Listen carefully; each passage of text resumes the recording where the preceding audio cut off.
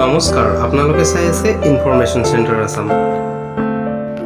এই ভিডিঅ'টোত অংগনবাড়ী কেন্দ্ৰ সম্পৰ্কীয় এটা গুৰুত্বপূৰ্ণ খবৰ আপোনালোকৰ লৈ অনা হৈছে। সেয়ে ভিডিঅ'টো অনুগ্ৰহ কৰি শেষলৈকে চাব আৰু ভিডিঅ'টো ভাল পালে অনুগ্ৰহ কৰি লাইক এটা কৰাৰ লগতে শ্বেয়াৰ কৰি দিব আৰু চেনেলটো নতুনকৈ আহিলে অনুগ্ৰহ কৰি ছাবস্ক্ৰাইব কৰি ৰাখিব। মানকাছাৰ বিধানসভা সমষ্টিৰ অন্তৰ্গত মানুল্লাপাৰাত যোৱা ২৭ জুলাইত বৃহস্পতিবাৰে স্থানীয় বিধায়ক আমিনুল ইছলামে জিলাখনৰ প্ৰথমটো আদৰ্শ অংগনবাড়ী কেন্দ্ৰ মুকলি কৰে। জিলাখনৰ আয়ুক্ত বিদ্যুৎ বিকাশ ভাগৱতীৰ উপস্থিতিত কেন্দ্ৰটো মুকলি কৰি সাংবাদিকৰ আগত বিধায়কজনে কয় যে জিলাখনত মুঠ ১৬টা আদৰ্শ অংগনবাড়ী কেন্দ্ৰ স্থাপন কৰা হ'ব।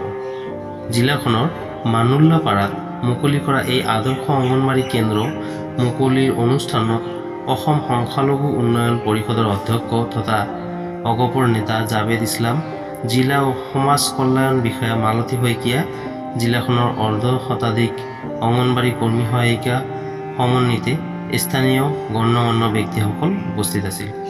ইফালে উক্ত অনুষ্ঠানতে জিলা সমাজ কল্যাণ বিষয়া মালতী শইকীয়াই সদৰি কৰা অনুসৰি এই আদৰ্শ কেন্দ্ৰসমূহৰ যোগেৰে শিশু গৰ্ভৱতী মহিলাসকলৰ যতন লোৱা।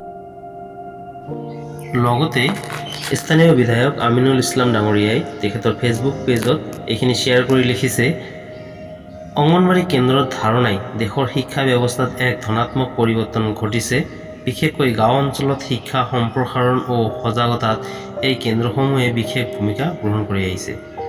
মানুল্লাপাৰাৰ এই আদৰ্শ অংগনবাড়ী কেন্দ্ৰই স্থানীয় কণ কণ ল'ৰা ছোৱালীৰ শৈক্ষিক, মানসিক ও শাৰীৰিক বিকাশত গুৰুত্বপূৰ্ণ ভূমিকা গ্ৰহণ কৰিব বুলি আশা ৰাখিছোঁ। এইদৰে লিখি তেওঁ শ্বেয়াৰ কৰিছে। ভিডিঅ'টো এইখিনিয়ে আছিল। ভিডিঅ'টো ভাল লাগিলে অনুগ্ৰহ কৰি লাইক এটা কৰাৰ লগতে যিমান পাৰে শ্বেয়াৰ কৰিব আৰু চেনেলটোত নতুনকৈ আহিলে অনুগ্ৰহ কৰি চেনেলটো ছাবস্ক্ৰাইব কৰি ৰাখিব। ধন্যবাদ। জয় অসম।